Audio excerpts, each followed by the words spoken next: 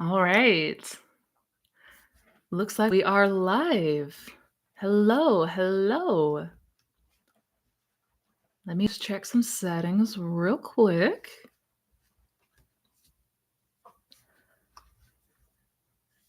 Good day, people. Happy weekend. I hope you guys are having a wonderful Saturday so far for the Saturday edition. Hello, Patricia. Hello, Tanya. Good morning, good afternoon, good evening, wherever in the world you may be. Looks audio looks good, video looks good. Should be all set. Welcome. Thank you so much again for joining. We're going to get started here in just a moment. I always like to give it just a second to let people get notified and come on in. You know, the works if you've been here before, but we'll go ahead and get started. April, hello. Hello. Thank you for joining. Northwest Wind, hello. And thank you so much again for your help and heads up this week. I did get you confirmed in the calendar. I'm looking forward to meeting you next week. But do confirm that you got all that and you are good to go. I'm excited. Colonel Moonlight, hello. It's been a minute. Journey Empress,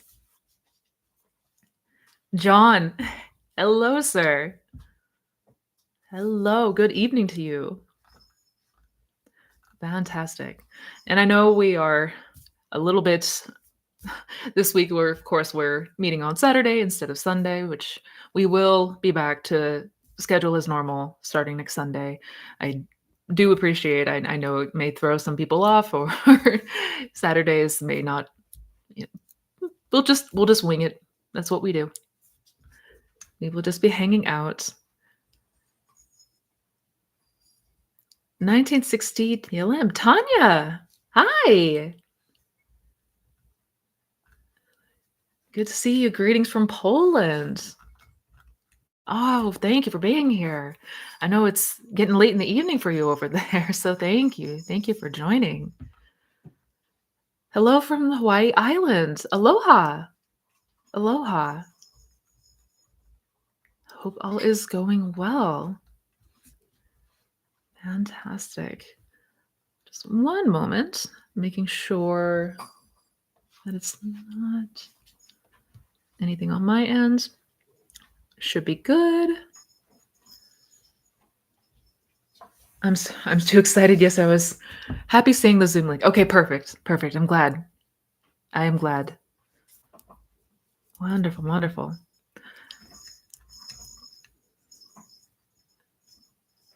Kristinaki, I always feel like I'm pronouncing your name wrong because I know I've called you Christina for the longest time, but it's Kristinaki, I believe.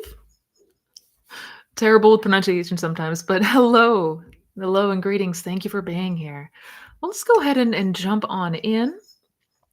Like I said, I know we're not on our usual schedule this week, but all good. We're going to have a good time regardless. So I'm already seeing many familiar faces and some new ones. So welcome to all of you.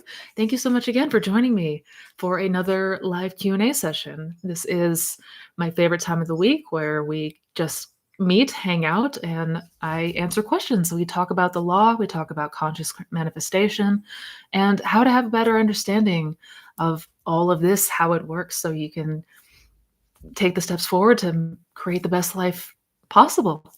Yeah. And just to make sure, as far as any kind of announcements, because I do like to, make sure before we get started, just a couple of quick notes. I do have, last week I had mentioned that I was going to be having a flash sale on my courses and workshops and masterclasses. And so that is going on.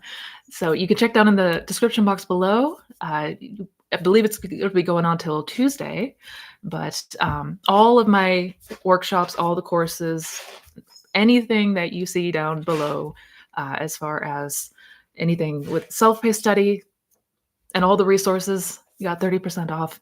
So feel free to take advantage of that. I've also got links to my one-on-one coaching waitlist, more information about my coaching program, my mindset mastery coaching program. If anything if you're interested in working together, if you're interested in diving in more about the law, check that out down below. And I believe that was it. I feel like I'm missing something, but I think that was it. So on that note, let's go ahead and dive on in. So we already got a number of questions.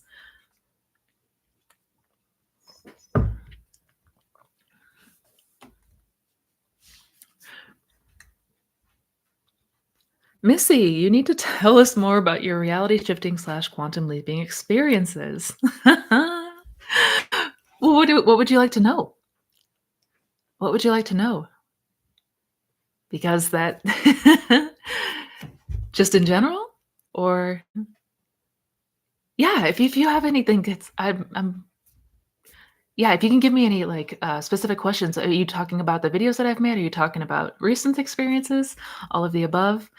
I still do have another video coming up. It is not quite edited. It's almost done, almost finished, because I know a lot of people come in with interest about quantum leaping naturally.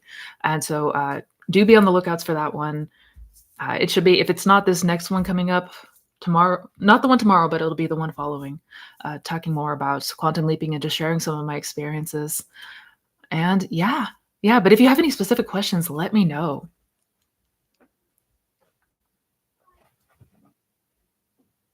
Oh, somebody's on a horse.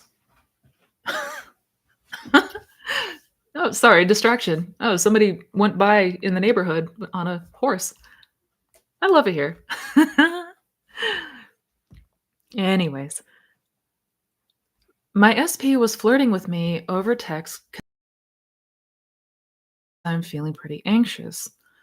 Oh, yeah, no, I know anytime there seems to be an abrupt stopping or anything in the 3D changing in a direction that we don't want it to go, I naturally, it can feel anxiety ridden.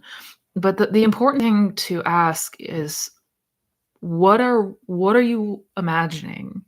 What are the assumptions here? Like what are you playing into in the day to day as far as the story, the narrative?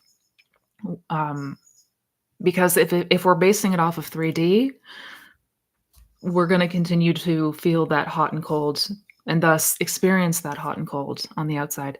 Do not ever, ever, ever, ever accept the 3D circumstances unless it is what you desire to experience. Plain and simple. And sometimes we have this is a practice of taking our attention off what's outside of us, what appears to be outside of us. Right? So we want to ask ourselves, like, where are we dwelling in our day to day? What state of consciousness are you observing and aware of? Because it should always be whatever is ideal, right? And just continue to go back there. Don't base everything off the 3D. Don't do that.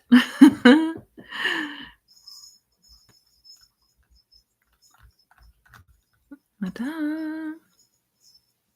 Missy, each week your hair looks like it's growing so fast. Are you manifesting long hair? Not consciously, not deliberately, but my hair's always grown long, like really fast. That's always been a thing. But thank you though. Thank you. I actually do plan on getting it trimmed here again soon. Hello from Greece. Hello. Hi, Missy. I'm trying to manifest my dream body. I feel insecure about my body a couple of times throughout the day when I pass by the mirrors, see other people's bodies. Should I revise every time I feel insecure? Um, I I would. I would. Or even if you, at the end of the day, if it's easier to just fall asleep in the feeling of how amazing you looked that day and how many people complimented you. Maybe you went to go try on clothes that you thought were adorable and they fit perfectly on you. But yeah, revision is such an important tool. If we noticed reactions in the day, if we noticed those feelings of insecurity come up, absolutely, absolutely. Yeah, we want to uproot those seeds, so to speak. And I know it can feel difficult, especially when dealing with something like our physical appearance, something that we're going to be literally face to face with on a regular basis. So um, yes, do revise and do continue to fall asleep in that feeling of feeling amazing with how you look. Yeah, yeah, exactly that.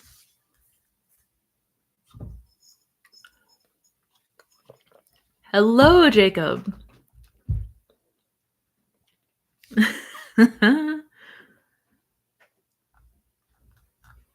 Thank you for the super chat, Journey. Let me maneuver some stuff around.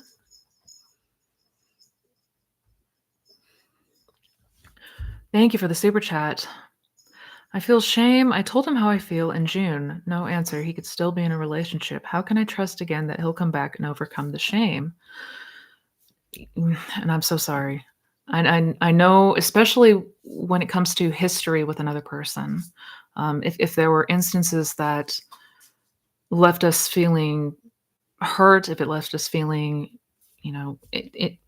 insecure, if it left painful memories, I know naturally it can feel very scary to leap into that place of faith and trust. Well, number one, I would say, we do not want to assume that they're still in a relationship. I personally would drop that assumption entirely because if and I'm not sure how long you have known about the law, if you're new to these teachings, but we do not want to accept as true anything that is not ideal. As far as the 3D circumstances, we don't want to continue to bring that back into our awareness if it's not what we want. So I would not assume that there's a third party or potential third party or anything like that. And as far as trusting again, um, the first thing that I recommend, of course, as always, when it comes to things from the past, is revision. And if you haven't done so yet, revising anything that happened, revising any instances that were painful for you or that were upsetting or that left that feeling of distrust. Um, Revision, 1000%. Um, and then, of course, expanding on that is our faith in the law, our own trust in the law. How, like, do we genuinely believe that whatsoever we imagine, if we believe into it, if we feel into it, if we imagine it, that it will become our 3D experience? Do we trust that the 3D always follows imagination? Because if the answer is no or I don't know, um, absolutely want to continue working on building our trust and faith in the law. Yeah, yeah. But first, I would start with revising whatever instances may have happened in the past. And if you're not sure what revision is, I've made a couple videos talking about it. You can, just jump into the search bar and find them. But yeah, revision first. Hello, David. Hi. My my hair looks like a coconut. Oh, John. Sorry, I just had a that was a really brilliant image.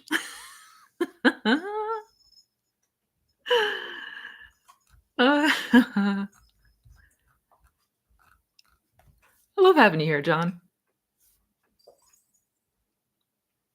Hi from Montana. Was out walking the dogs, enjoying the last of the spectacular blue sunny skies. Welcome, Rose. Yes, yes. Oh, that sounds amazing. Absolutely amazing. Yeah, and I know trying to get the last little bit of sun in before winter hits. I am right there with you. All right, let me go back to my spot.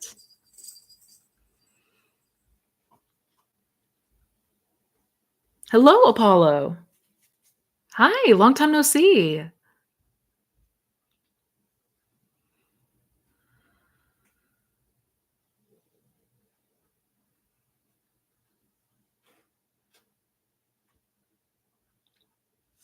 Could you talk about the "I remember when" technique, as I'm pretty confused about how exactly to apply it? What mood to create and length of time repeating it to impress it, etc. Thanks. Absolutely. Yeah.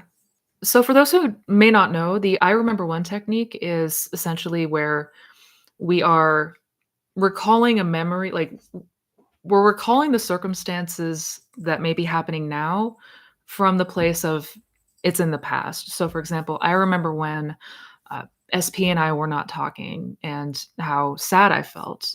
Um, I remember when I was paycheck to paycheck and always stressing about money. Uh, these things imply that you are no longer in that state, right?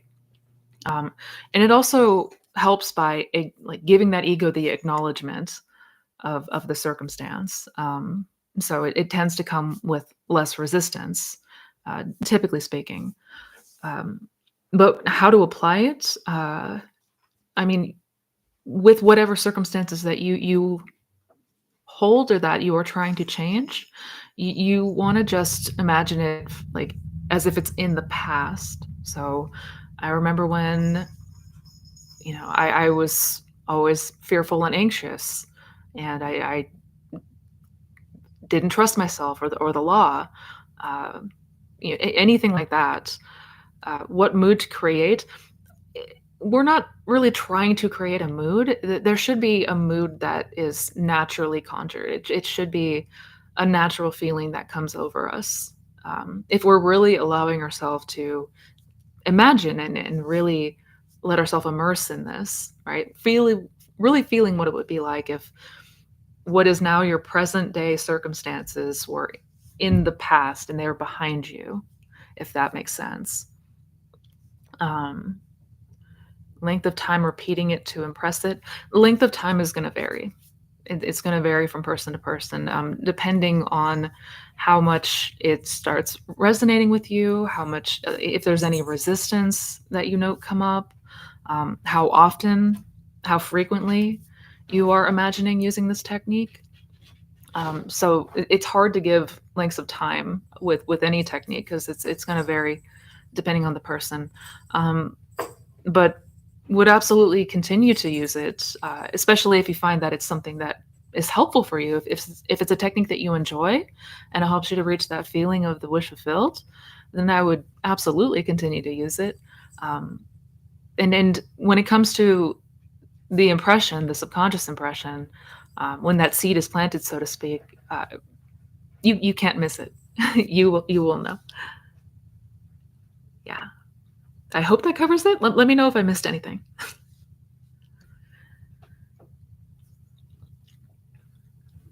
What's the best way to get started on changing your self concept? Good question, James. Yeah, I know it can feel overwhelming. Where the hell do we even start with all of this? It's twofold. In my opinion, it's sort of twofold. We want to, number one, get very clear on our aim. So, what exactly it is that we desire, but also the version of us that has that desire, right? So, how would we be thinking, feeling, and showing up in the day to day if we were now living in that reality where everything that we desired already exists, right? It's already all come to pass.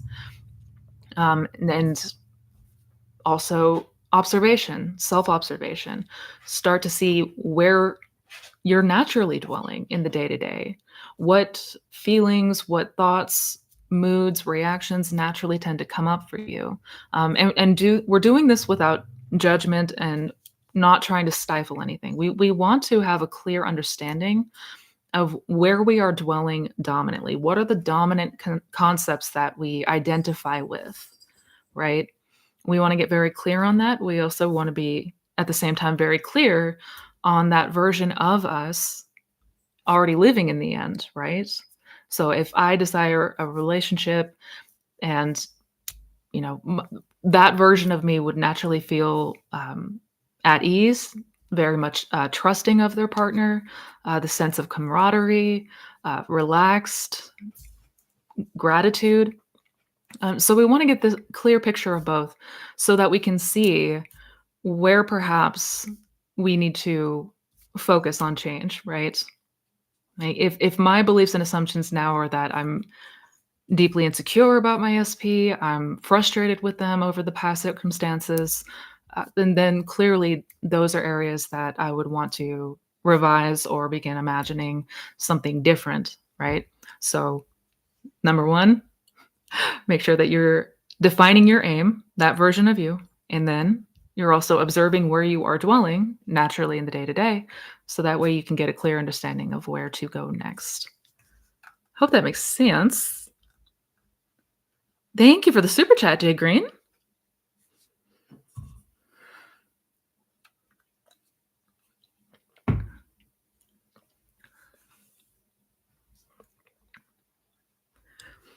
From a manifesting perspective, how does war happen? Are we manifesting it in our reality, or are the ones experiencing it manifesting it? Thank you. Good question. And I know that when it comes to the the events on the macro level, right? The major events, the global events like war and things like that. Um, I mean, everything that we are experiencing in this reality, in like through our eyes, in this experience, is a manifestation of awareness, right? It's a manifestation from God. It's not you, the ego self, though. Let me be clear on that. Like me, Missy Renee, am not out there causing wars, right? So it's not the individual self or the smaller self that's manifesting that. Um, but everything comes from our experience and through our awareness. Everything is a manifestation, conscious or not, right? And I do need to make a video talking more about these bigger things, and how really the relationship between awareness and ego works, so we have a better understanding. Because like we don't want to feel ridden with guilt because you know me, the ego, created these things. No, no, not at all. But that is a good subject to make. I should definitely make a video touching on that. Greetings, Bev. Hello.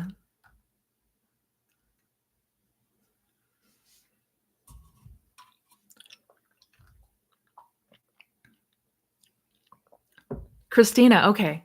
Okay. So I was calling you by the right name.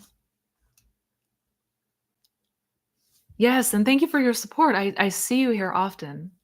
Thank you for being here. Hi, Lauren. Hello.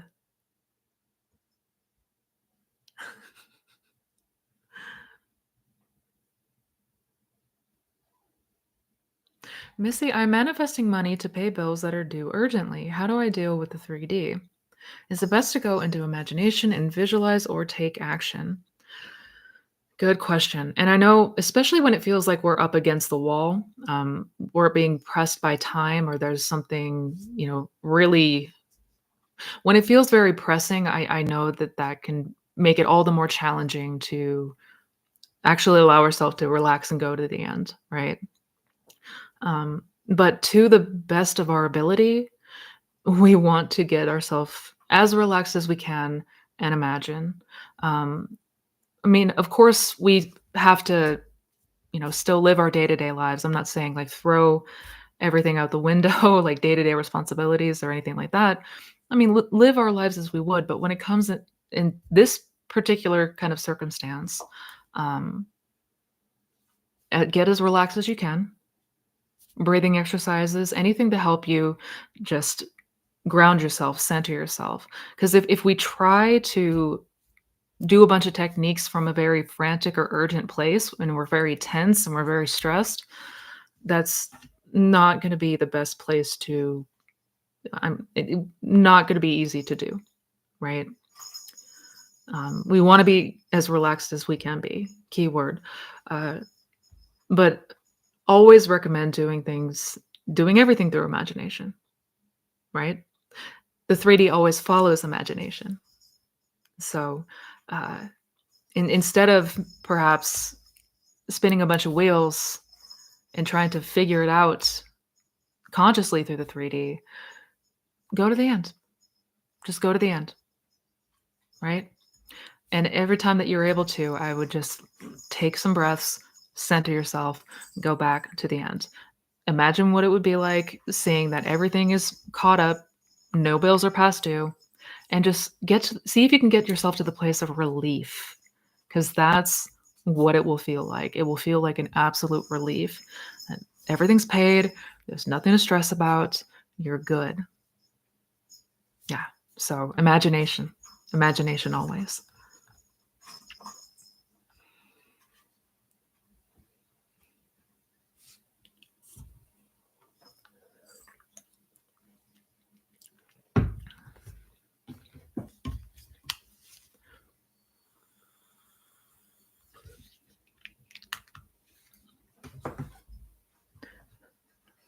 When manifesting a specific person, how does excuse me. Excuse me. Woof.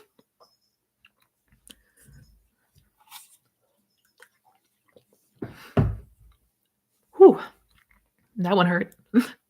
When manifesting an SP, how to stay in the end when they go out of town with a third party. Ugh. I know that this one is challenging. I know that this one is challenging. Whatever you can do to keep yourself as occupied as you can, keep yourself like if you're able to, as far as like what to do in 3D, I would see about whatever you can do to just keep yourself occupied. It's when we're alone with our thoughts that we tend to spiral and just go nuts with all of the worst case scenarios, right? Um, but we want to also make sure that we're taking advantage of windows where we can, especially in the morning and before bed, and really allowing ourselves to have that experience in imagination. Like, despite whatever's going on in the 3D, this is truly a practice of going within. And I know that that, of course, is one of the most challenging things for us to do because of as people as humans, as those who are used to living in a 3D experience, we feel that that is very real and imagination is fantasy. We have it completely backwards. Um, so as much as you are able to, like, try to keep yourself as occupied as you can throughout the day to day, but also make sure that you are imagining and you are going to the end, especially in those windows when we can get ourselves naturally as relaxed and drowsy as possible. We're going to have a lot less resistance uh, when we are in that drowsy, relaxed state versus if we're feeling very tense and anxious. Um, yeah, yeah. Anything that you are able to do, this is a practice. This is a practice of going within and training our mind to not wander like wild beasts into areas and roaming into places that we don't desire to dwell. But yeah. Oh, we love you too. Much love.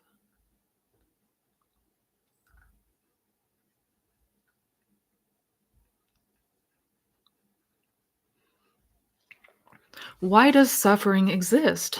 Why is 3D existence seemingly transient and impermanent? In your opinion, what is true eternal bliss? Where does it lie? You know what I love about you, Northwest Wind? You get deep. You go deep. Very philosophical. Good questions too. Why does suffering exist? Well, in order to have this human experience, there would need to be all existing outcomes, all existing circumstances, right?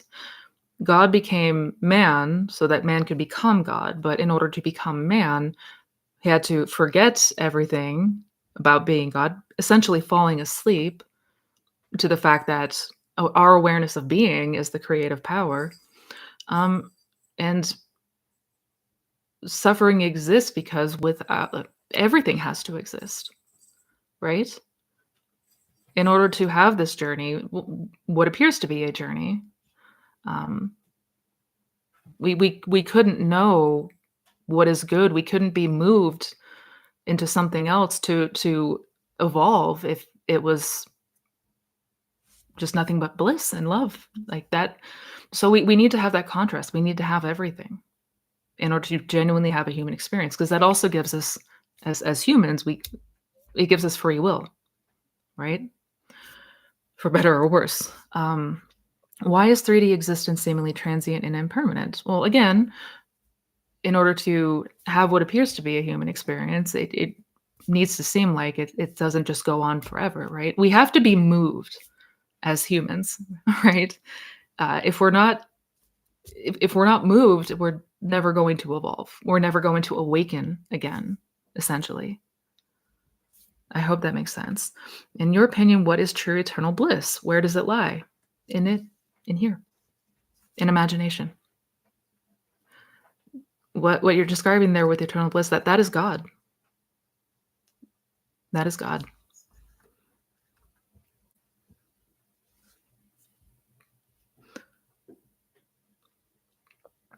I'm manifesting health and just started to see some small shifts. Do you recommend not getting too excited and focusing on these changes and instead remain in the new state? Good question, Jacob. I mean, it's normal for us to naturally get excited when we start to notice the 3D changes or start to notice even the internal changes and how we're feeling. Yeah. Um, and of course, we want to continue to keep our focus and attention to living in the end, right? Um, but I mean, we're naturally going to have moments of excitement when this comes up. That's totally fine. But do as much as possible continue to put your attention back on maintaining that state of consciousness, right? Continue to imagine, experience yourself in perfect health, and just continue to go back there. But yeah, we're going to get excited. That's normal.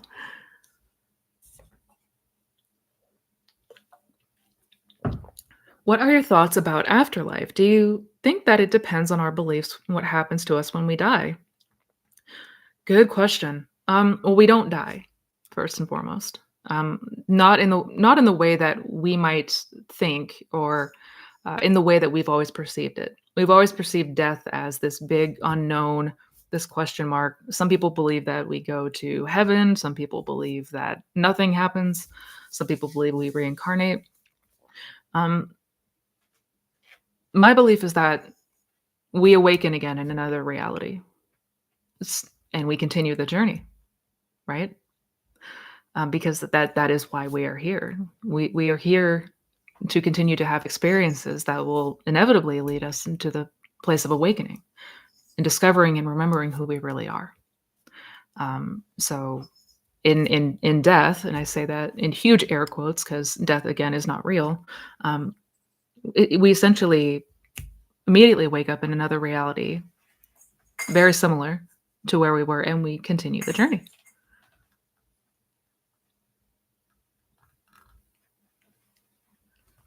Hi, so glad to be here. Good to have you here, Danielle. Thank you for being here. How are the little kitties? They are so rambunctious. Oh man, they hit the terrible cat twos. Like the terrible twos for cats. I mean, they're adorable, but you might even be able to hear them in the background now. They are tearing it up.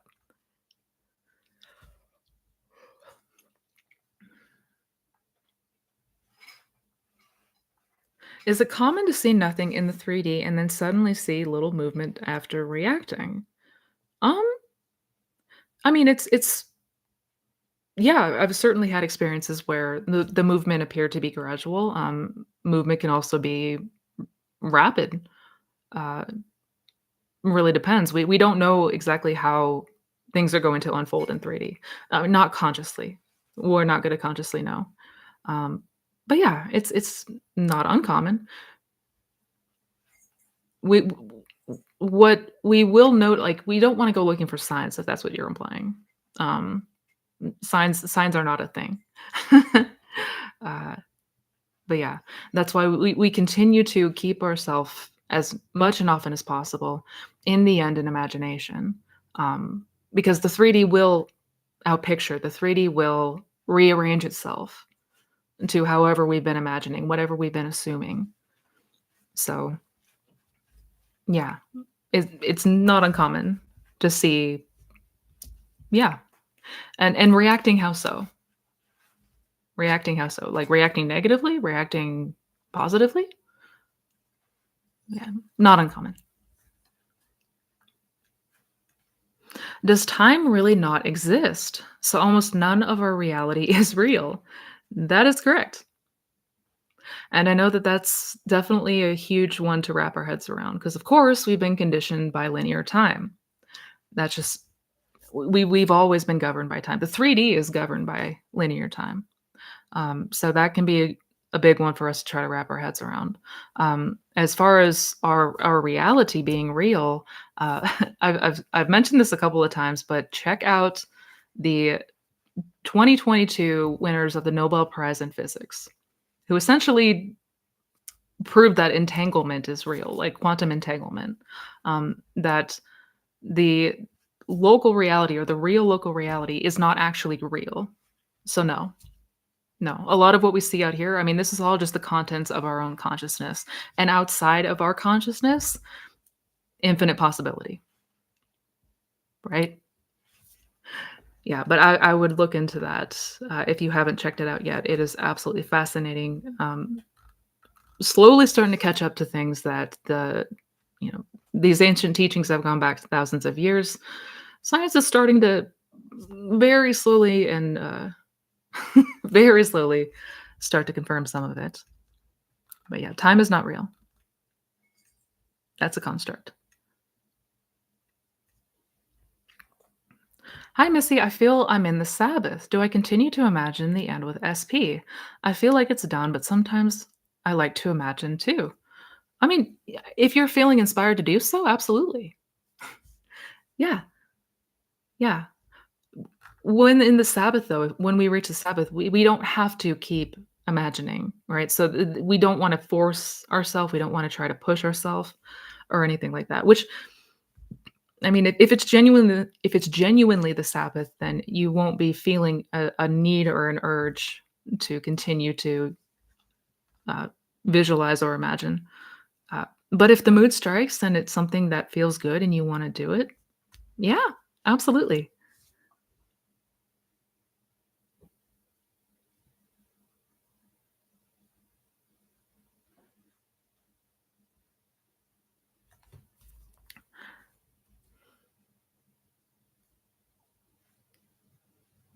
I find revising a memory easier than creating a new one slash imagining what I want will look and feel like. How can we improve upon our creative imagination for things we've never experienced before? Good question. Good question. And I take it you may have seen my video about creative imagination and synthetic imagination, um, which is important because we want to continue to exercise our creative imagination. Just because we have not experienced something in 3D does not mean we cannot imagine it. Yeah, quite on the contrary, we can imagine anything. And for things that you have not experienced in 3D, you may not be able to, like, recall from memory, but you can give yourself the idea of what that would look like. Like, for example, if I wanted to be a millionaire, but I've always been broke, I've only known poverty, I've never been abundant. Well, I may not be able to recall from memory any examples, but I can get an idea of what it would be like for me as a millionaire, right? Like, what would I be doing? What are things that would be different? How would my life look differently? I'd probably have a nice house, a nice car. I'd probably travel a lot more, right? So we can sort of construct these ideas and get familiar with what that would look like and just build upon it. So asking a lot of questions, basically. Same thing for if you wanted to manifest marriage, but maybe you've never been married. Well, some things that would probably like if I had to guess, an idea would be I would be wearing a wedding ring, right? My person and I would be living together, likely sharing the same bed. We would be, spending our mornings together or evenings together, talking about our day, talking about our goals and aspirations. Again, we could be traveling together. So, what would it look like? Right? Like, we're just playing with the ideas of it and letting ourselves get familiar with it. Because as adults, we don't exercise our creative imagination as much as we should. Most of the time, we're using our synthetic imagination, and that's basically the imagination that takes from old memories, old experiences. It's basically imagining the same old, same old. Um, yeah. So even if we haven't experienced something in 3D, we can get an idea of what we would be doing, what it would be, how it would be different from where we are in 3D right now.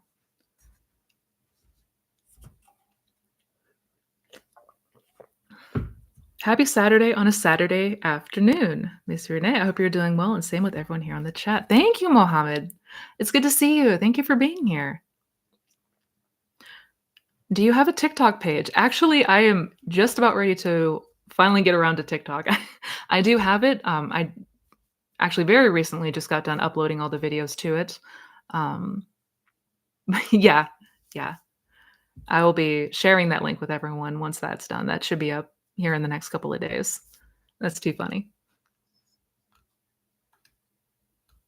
Hello, Carolyn. Hi. Hello, my lady.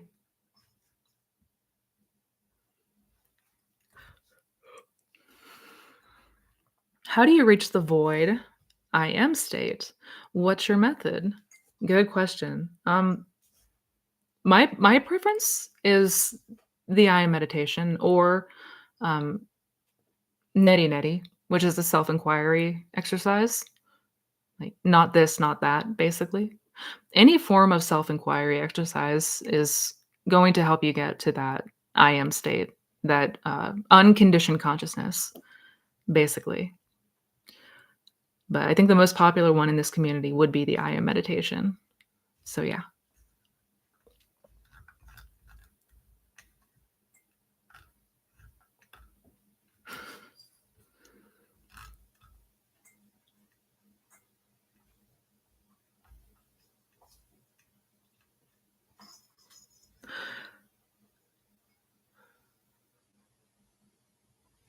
The more I focus on myself, I realize how badly SP treated me. It makes me feel sad and angry, and sometimes I feel like I don't like her slash want her anymore. This is not true. Could this be detachment? Oh, I'm sorry, April. This is yes. There's as we focus on changing our conception of self, and namely our beliefs and assumptions about ourself, as we grow in our confidence and our self-worth, it's very common to notice anger and sadness over or what we had experienced, right? This is not at all uncommon. Whereas from that old state, these kind of behaviors, maybe we put up with it, we just dealt with it because that was where we were dwelling. But now that you've moved, now that you've shifted, now that you no longer identify with that old self, yeah, it's very common to feel sad and angry. Absolutely. Um, and that is detachment, and rightfully so, because you don't want that old reality. You don't want that old state of consciousness. You don't want anything to do with that old version of you or her or any of that. So yeah, no, this can be normal. This can be normal. Be kind to yourself right now. Be good to yourself. Revise, revise, revise, revise, revise.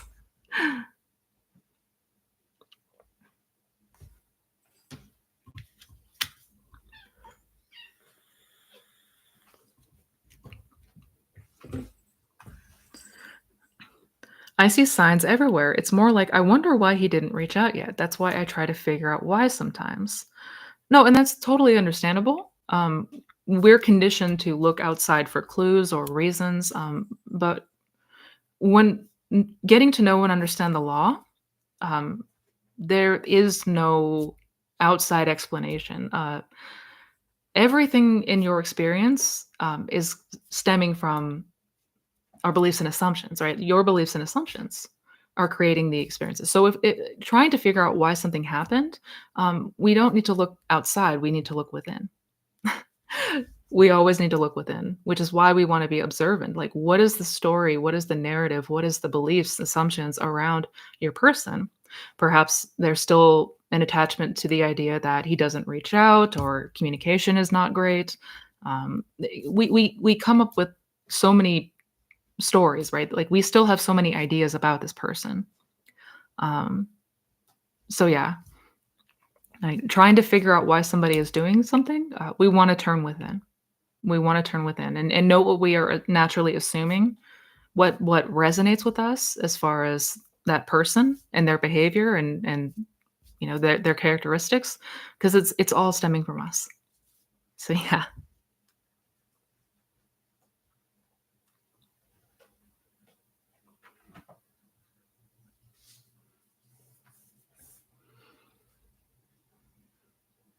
Hello, Yara. Hello, hello.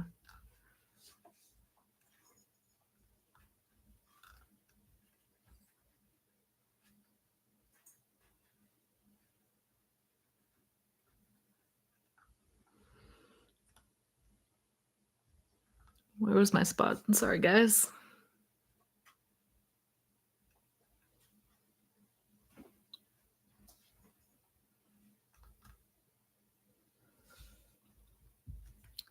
Hi, Missy, please, I need your help. I've been getting inconsistent results with the law, and I've been trying to get back with my ex, and there hasn't been any movement. Please help.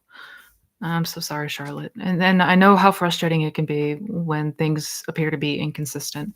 But what we want to always note, if things on the 3D, things on the outside are inconsistent, perhaps we're noticing hot and cold, that all stems from our own beliefs and assumptions. That's stemming from like, are we being inconsistent? And by that I mean, are we wavering? Perhaps one moment we're feeling really good, we're feeling very solid and living in that end, knowing it's done, and then, you know, moment later we're feeling scared, we're feeling anxious, we're feeling worried, we're reacting to 3D. So it's this kind of, this kind of back and forth. It's double-mindedness, essentially. Double-mindedness is what gives us inconsistent results. So just things to note and things to be aware of. And again, why we want to be observant, because if we're ever wondering why something is showing up the way that it is in 3D, turn within. The answers always lie within. And we can then note what we need to change and how we need to begin directing our focus, if that makes sense.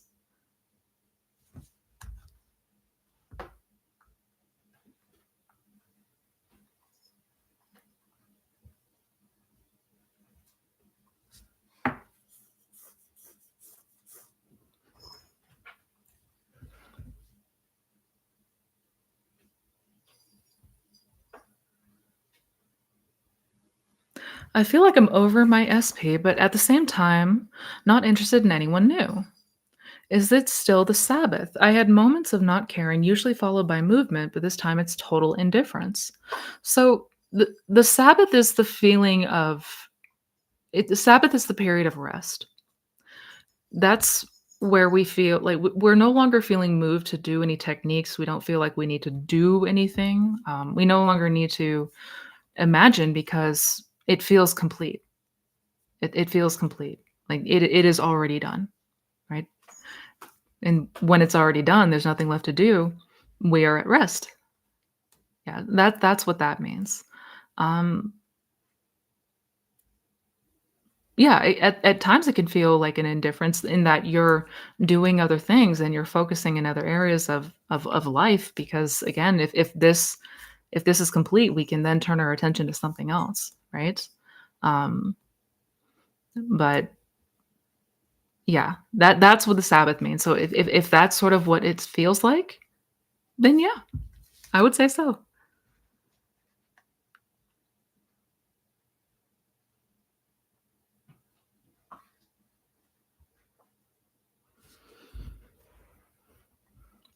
Hi, Missy. I have had some crises happen in my life recently, but I avoid talking to my friends about anything, so I don't emphasize the story I don't want, but it leaves me feeling like I have no support. Good question. I know that this one can be challenging, but I do try to stress that we don't want to suppress anything either. So if things come up in 3D, seeds were planted that are unwanted, which happens to literally everyone from time to time, we don't want to try to then just bottle it. Right? I mean, yes, of course, we don't want to constantly dwell in what we don't want. We don't want to ruminate over what we don't want.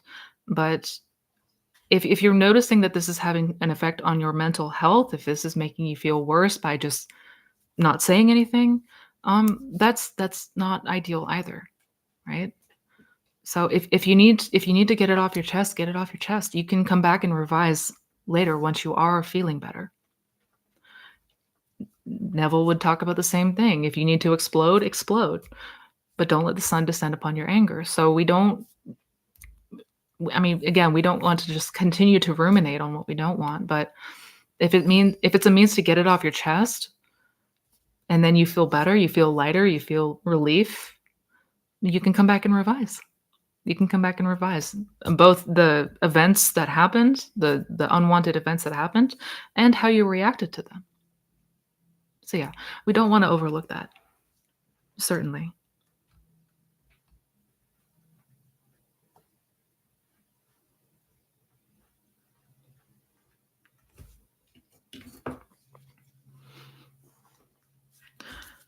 My fear is that if I believe in vision oh, sorry, Robin Hood, let me go back. I'm trying to manifest a house, but it went to pending. The agent for the seller said the inspection is complete and it's heading to closing. I have a lot of fear to manifest this. Any advice? My fear is that if I believe and visualize as best I can about this and it still gets sold to the present buyers, that I will lose my faith in the idea of manifestation. Thanks, Missy. Good question. And this is something a lot of people are also struggling with. The fear that if I go all in and it doesn't happen, I'm going to lose my faith entirely. And that terrifies us because it's like this is the hope that we have for a better future. But in truth, if there's like if we don't even want to imagine a better outcome, then we already lost. We don't have faith. We already don't have faith, right? So I know it can seem like a because it can feel like we're stuck in a rock between a rock and a hard place if we're just doing nothing. Because if we go all in and it fails, um, but if we continue to dwell in the fear, then we manifest what we don't want. This is where observation. We have to continue to prove this to ourselves, and there's ways that we can do that. If we go over our past, if we could recall events of the past, and we can see how what we were thinking and the mindset that we were in and the experiences that we had, we can see how it lines up. We can actually and truly begin to show to ourselves that the law is in fact real. And make sure that we're documenting this too. When it comes to building your faith and trust in the law, make sure you are documenting them in some form or fashion, whether that's writing it down or voice memos, because we will forget. We're very, very forgetful. Um, but it sounds like this isn't a matter of losing your faith. It sounds like a matter of needing to build your faith, because otherwise we stay double minded. Yeah. This is why Neville stressed the importance, the pearl of great price, and why that is still one of his most well-known and famous lectures to this day. Because there is no like either we move into the end, either we go all in, or we don't. Um, putting a toe in and then drawing back is not going to get us any further down the road. It's not going to get us any closer to what we ultimately want to experience and what we want to see happen. So I know it can seem terrifying, but at some point we have to make that leap. We have to. Or if it feels like you just too much anxiety around that idea, then really go back and observe all the ways in which the law was working perfectly in your life. Yeah, because through the experience and bringing that into our awareness, that is what's going to naturally build your faith. I hope that makes sense.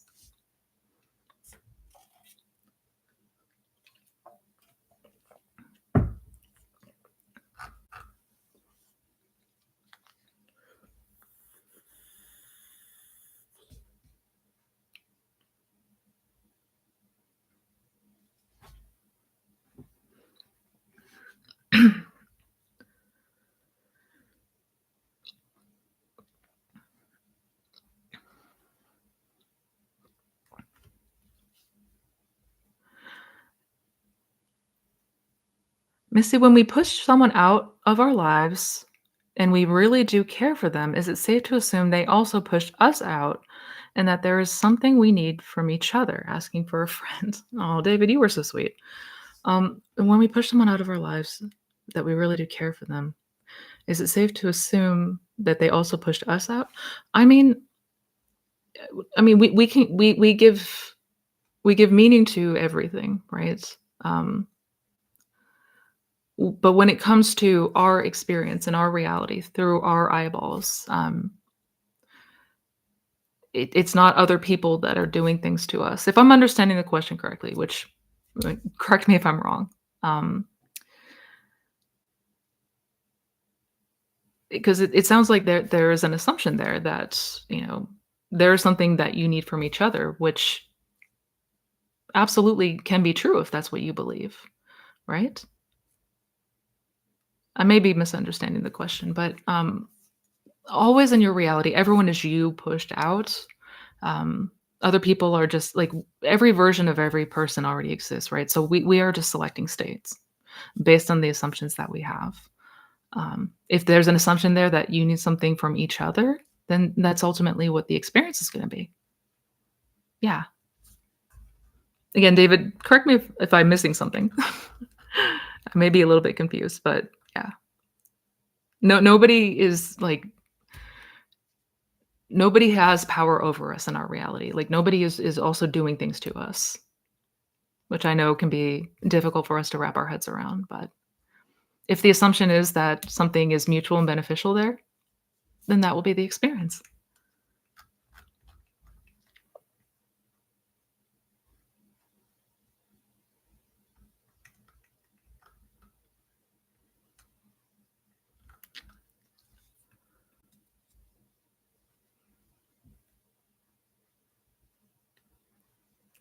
You are so welcome.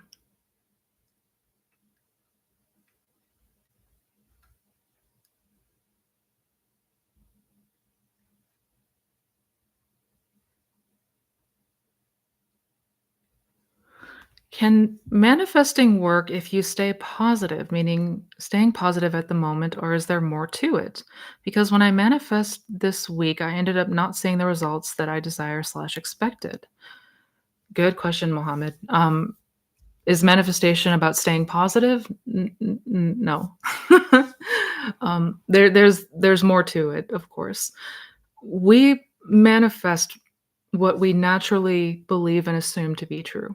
Whatever beliefs and assumptions I hold is what is going to be reflected in my 3D reality.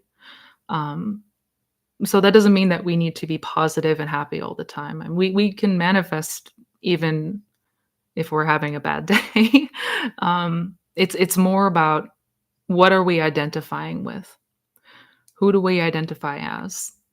Right? What are the assumptions there about the self?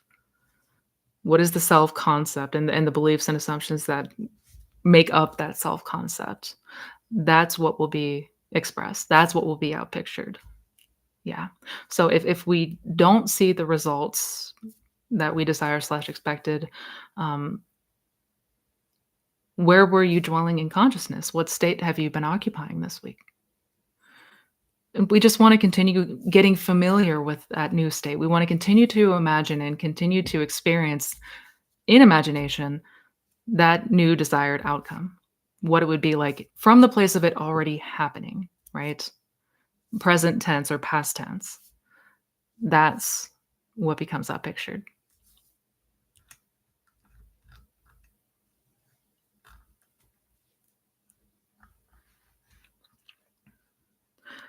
Can I still manifest without visualizing, affirming, or scripting? It makes me feel worse because I don't have it.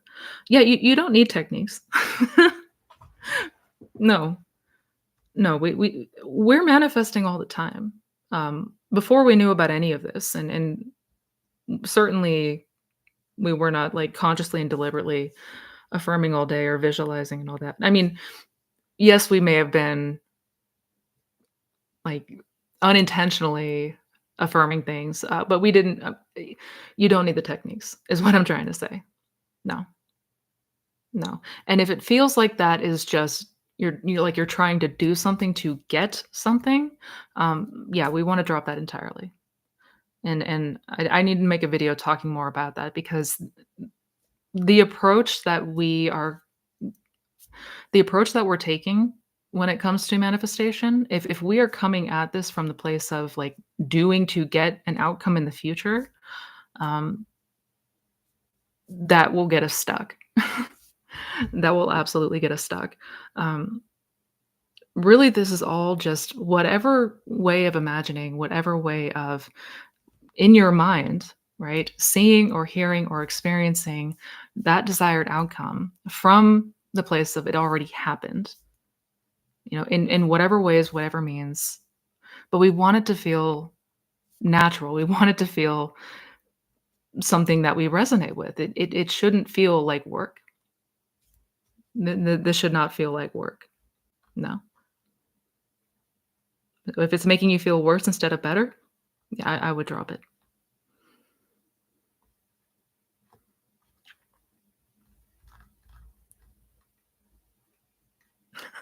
Oh, I love these lives so much. Never stop, please. Oh, you were so sweet. I have no intention of stopping anytime soon. Thank you.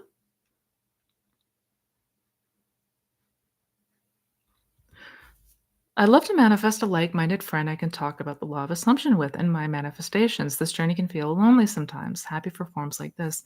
Oh, absolutely. Yeah. And yeah, that can certainly be a thing. And I would absolutely recommend if you're feeling lonely and like you need somebody to talk to, I would imagine, right? I would imagine having conversations and getting excited, really being there for one another. Uh, that's actually why I started to do group coaching in the first place was for that community, that camaraderie aspect, because it absolutely can be so helpful knowing that we're not alone in this, right? Like we're not crazy, we're not alone, we're not failing. All the things that our fears and doubts try to feed us. Um, no, yeah, having a friend, a companion that you can speak to is important. Yeah. And if that's what you need, I would absolutely recommend doing so.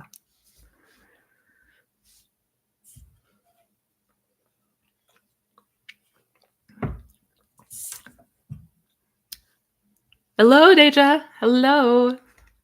Welcome.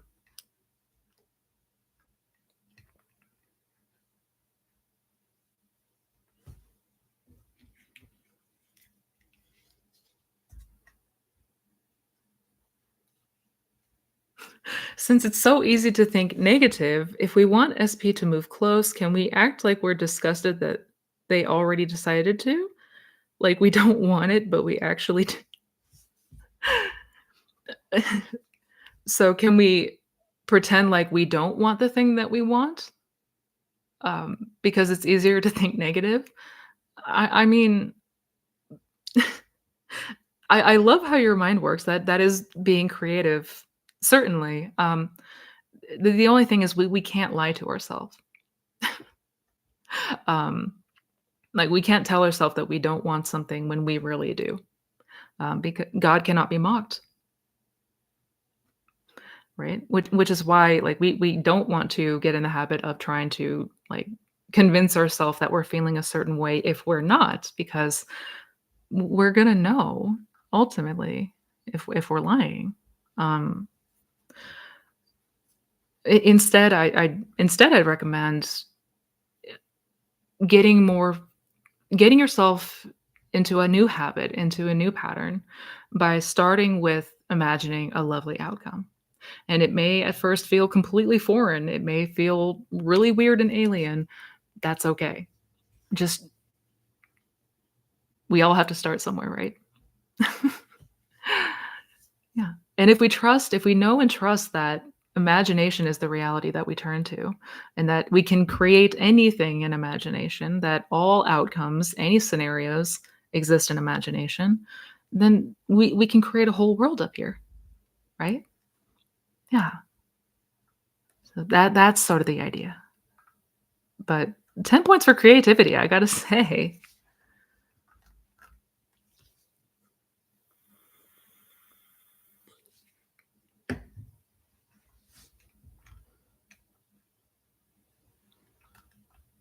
Find my spot.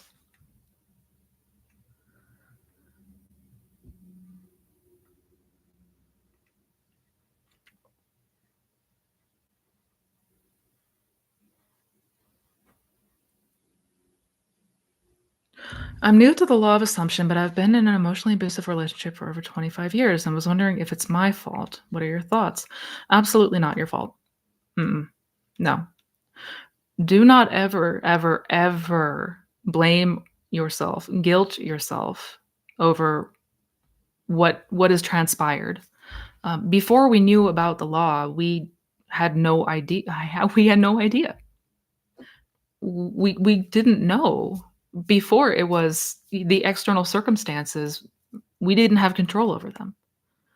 That other people showed up because either they were good or bad people. I mean, we absolutely did not, like, and this can be a really slippery slope, and something that I made a video recently talking about the importance of taking care of our mental health.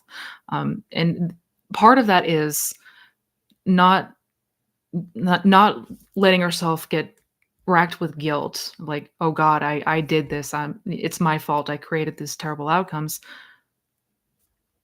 when you didn't know about the law. Again, if we had no conscious idea that this was something that what we are imagining, that what we are assuming is what our pictures, I mean, naturally, if that was something that you knew and were aware of, that things would have been very different.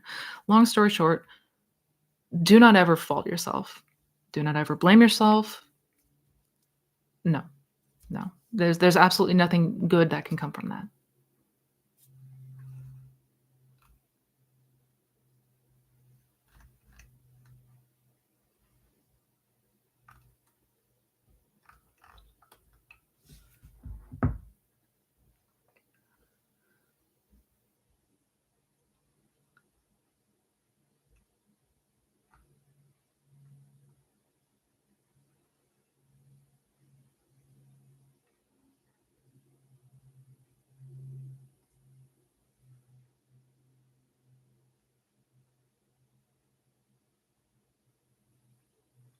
As a Christian, I love prayer. Is going into our imagination the same as prayer?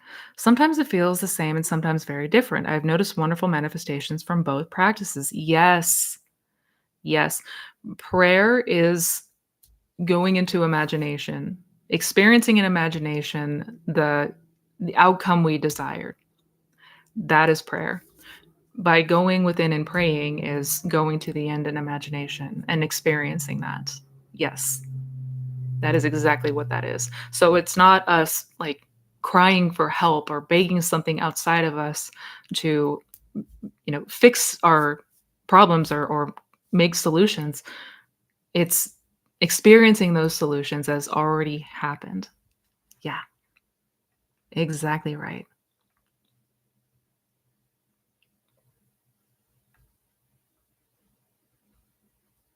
Are people put on earth just to experience their desires? Why are we here and why are there so many challenges we have to face before experiencing what we want?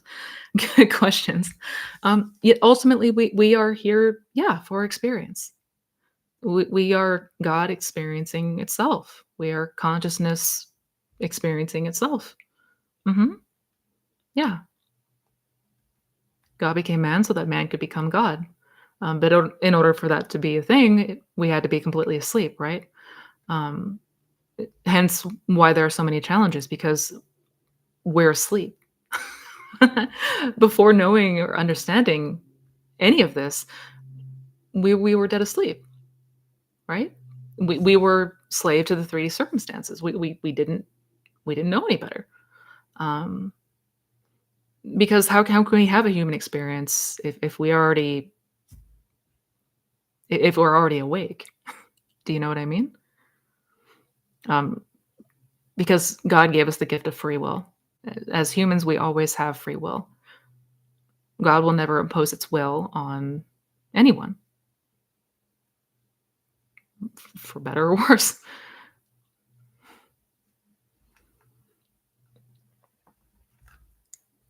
You guys are so sweet. You guys are so incredibly sweet. Where's my spot? Do you mind briefly explaining the I am meditation, please? Yeah. So the I am meditation is essentially it's a form of self inquiry, but it was a technique or an exercise that Neville Goddard talked about in his book "Your Faith Is Your Fortune."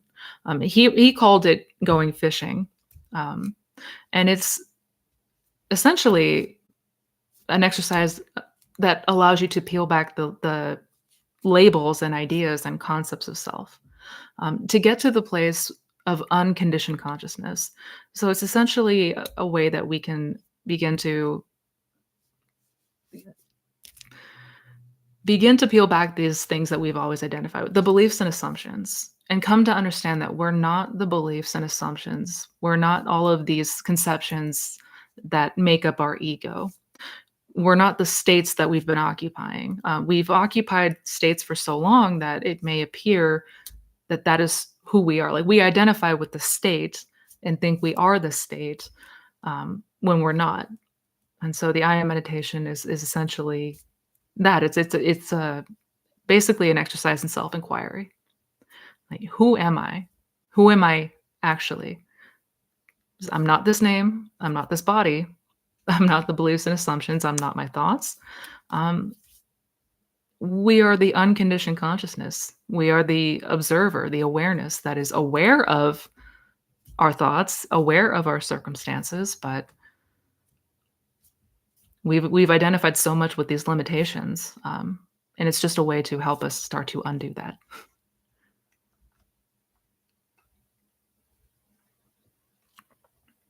Inner dialogue and self-concept are very important. Absolutely, they are. Absolutely, they are.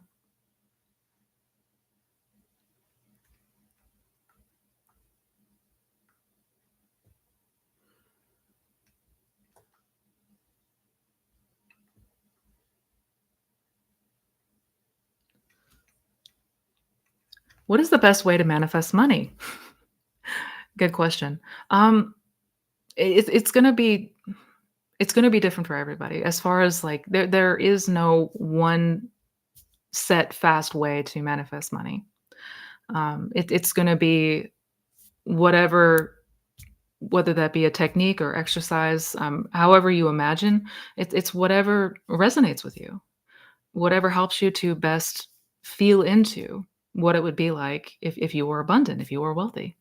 So whether that be visualization, whether that be affirmations, inner conversations, or something else entirely, just setting intentions, um, it's whatever helps you to feel that. And by feeling, it means begin to identify with it, right? Um, Essentially imagine without resistance. We don't want to try to like push and shove our way through a lot of resistance either. Um, and this is why I recommend we play around with different ways. utilize different ways, different techniques, different exercises, ways of imagining, and see what works for us. Some people are naturally more drawn to visualization. Some people prefer affirmations, inner conversations. It's going to be different for everybody. But I don't like to just give a one size fit all blanket approach, because yeah, what works best for me may not resonate with you, and vice versa, and that's okay.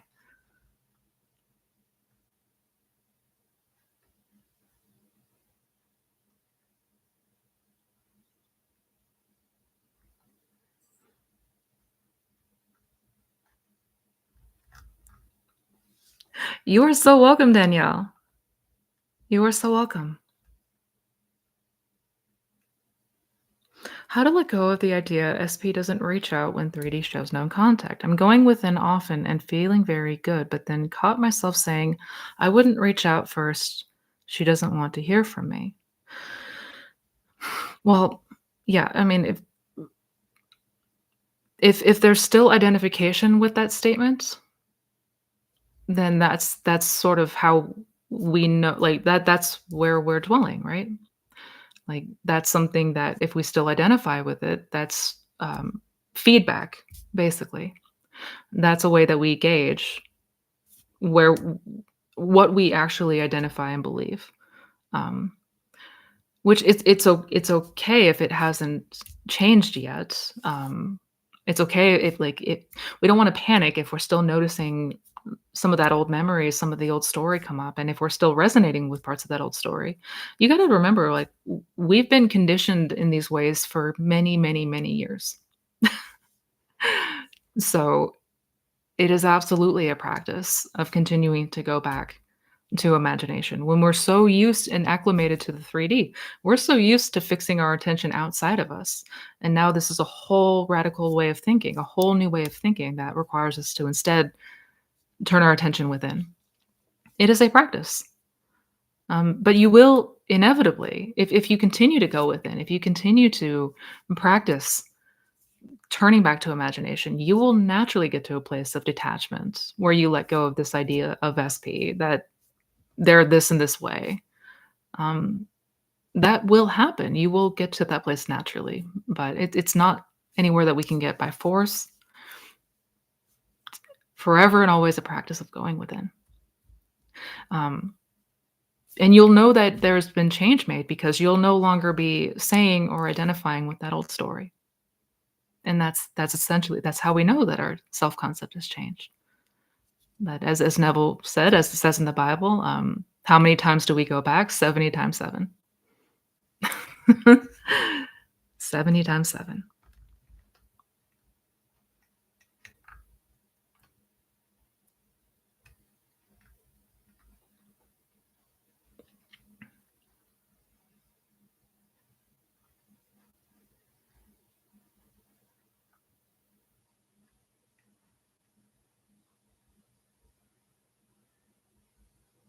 Sometimes it's difficult to do revision for all things. Yeah, yeah. Well, and I mean, if the idea of revising, if there's a lot of things that need to be revised, naturally that can feel daunting. And you don't have to you don't have to start off the deep end with a list of hundreds of things that you need to revise. Um, if revision is new to you, if the idea or this practice is new to you, start with just revising the last 24 hours. Start there. It's a question that I get all the time. Like, how do I even begin? Like, where do I even start with revision? Because there's so many things, right? So many instances that were not ideal that we want to change. Um, and if that feels overwhelming, start by just practicing with the last 24 hours. Start to just get familiar with this technique, with this new way of thinking. From there, it does become more and more natural. And then you're gonna naturally, like, without even trying, you're gonna start going back further and further into the past. Yeah.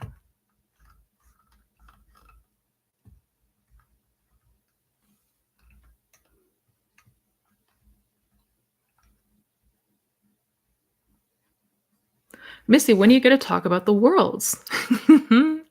Oh, I made a video talking about it already, but I have another one coming out talking about some more of the experiences that I've had, if that's what you mean. But if you haven't seen so yet, check out the video that I made, "Shifting into a Whole New World," I think it's called. Um, where I go into detail about the worlds within worlds. Yeah.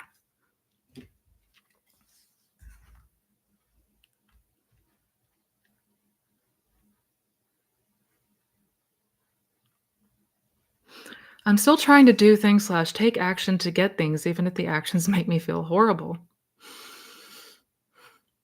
Yeah, old habits die hard. Yeah, and that's something that we have to remember too is we have been accustomed to doing things a certain way for a long time. These things are subconscious. Like when it comes to habits, they're literally subconscious. We're not even consciously aware that we're doing them until we're like in the middle of taking that action. Um, that's why I say that this is a practice. That this is about getting us acclimated to something different, something that is a whole new way of thinking. So we don't want to beat ourselves up. Like it happens. We fall out of states. We fall into states. It happens. That's okay. That's okay. Just as long as we do what you did there and just become aware of what we're doing, we don't wanna fall back asleep, but we wanna be aware that, "Okay, this is something that I'm still experiencing, and it's not great, but at least I can gauge the feedback. I can gauge where I am and perhaps where I need to be placing my focus and attention to get me out of this state." Right? Yeah.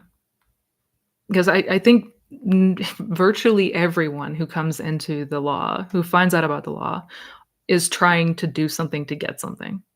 That's like 99.999% of people, because that's all we've done. That's what we know.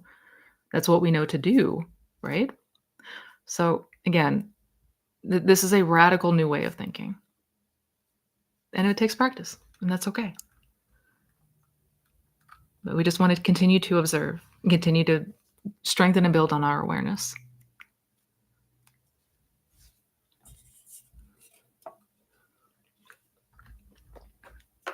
All right, I had time for maybe one or two more questions.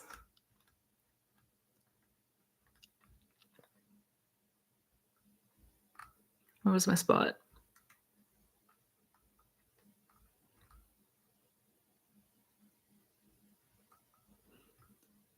Is Sabbath already done? Is Sabbath already done, or you don't care about the result?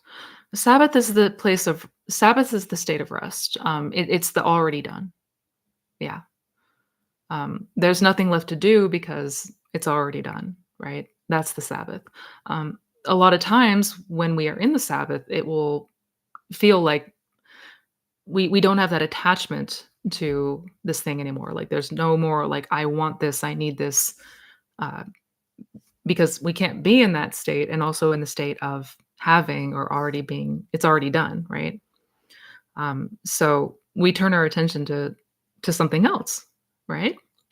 But yeah, the Sabbath is the place. It's the state of rest, which comes when we naturally feel that it is done.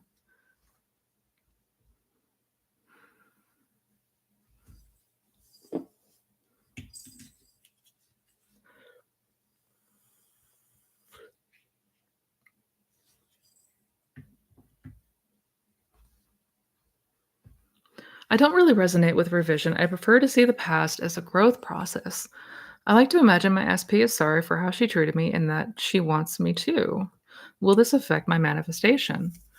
I mean, and again, it's whatever resonates, right? Yeah, I'm not here to tell people what to do.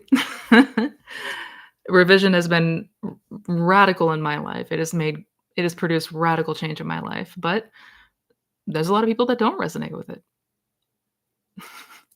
Um, is it going to affect your manifestation? I mean, it what will affect the manifestation is what the story is ultimately. Like, what is the not the story, the again, what are the beliefs and assumptions around our person? Um, that's the most important thing. And how we're seeing ourself, of course. Like, how do we identify in this relationship? 'Cause it's understandable that if somebody wronged us, if somebody hurt us, like, yes, we want an apology, we want, you know, vindication, we want to feel like justice has been, served. Like, we want somebody to right their wrongs. Um, I'm not the biggest fan of taking that route because that implies a lot of the same narrative is still there, a lot of the same story. But again, that's me. That's just me. Um, so long as you continue to imagine and identify with that new outcome, that new state of being, that new version of them, that's what matters. But we want to get rid of these old aspects of the old story because the thing about the past is it never stays in the past.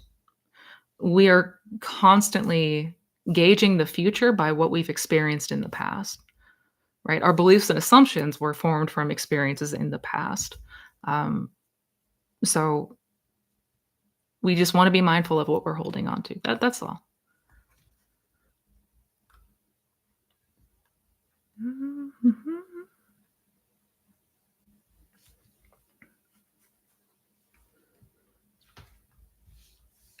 Hi, Missy. Love your channel. How long does it take on average to see movement with your SP if you're doing everything right? Greetings from Germany. Thank you so much and welcome. Welcome. How long does that is always a really difficult question to gauge because it's different for everyone.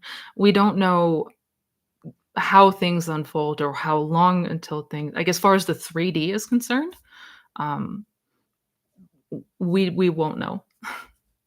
Um, yeah, it's really tricky.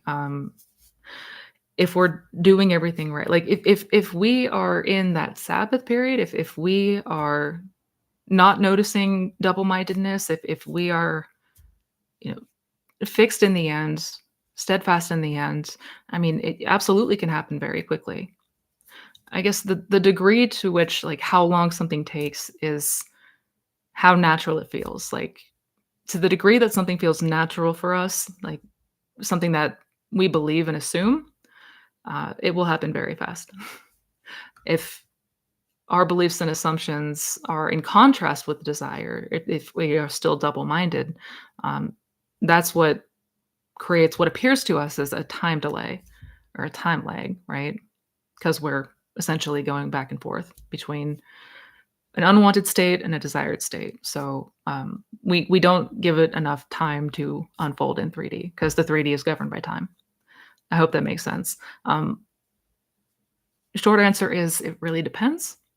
But the more that you are occupying that state of the wish fulfilled, the more that you are living in the end, essentially, the more frequently that you are in that state of the wish fulfilled is going to make it show up faster. Absolutely. Thank you, Missy. You've hit the nail on the head there. I struggle to see my SP as my desired version and stay in the news story. I need to work on this. Oh, absolutely, April. Yeah, yeah. It can be difficult for us to let go of that old story, especially if it was one that really affected us. I certainly did the same thing.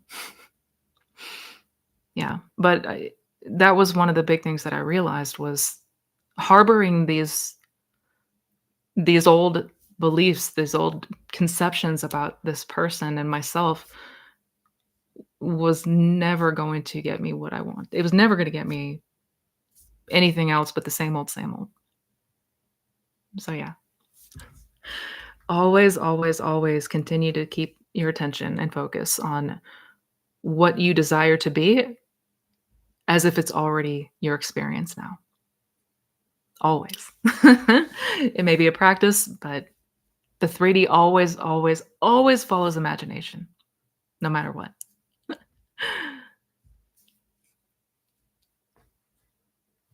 Is it true that both meditation and visualization helps with manifestation? If so, are there methods to it, just in case one of them is not working? Do you have a video on water manifestation techniques? So the techniques themselves is not what manifests.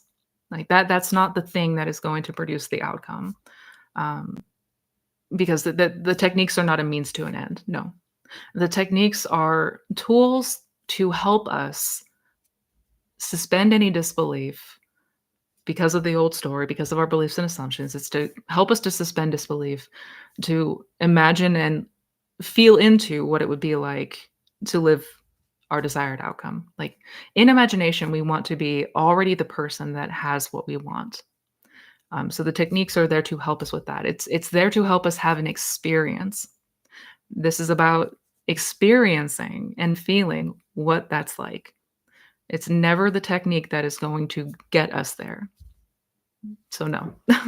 But yes, meditation is an incredibly helpful practice.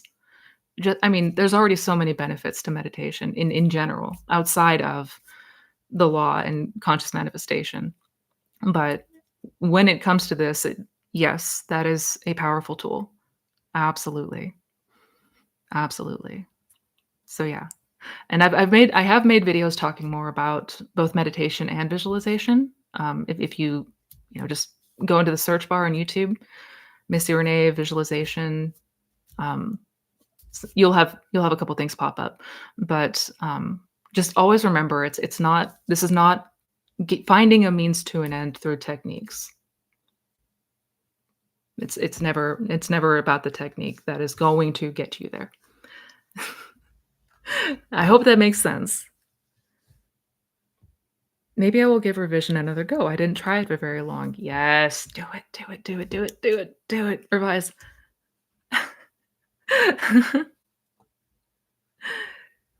Do it. Yeah.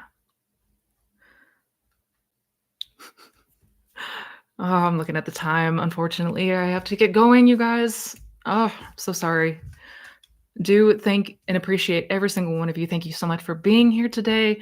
Again, I know we kind of switched up the days. Next week, we will be going back to Sundays, our schedule, our usually maintained schedule. I hope to see you all there. I hope you have a fantastic rest of your weekend. Remember to take care of yourself. Remember to love yourself. And always remember, it's in here. Take care, you guys. Much love. See you next week.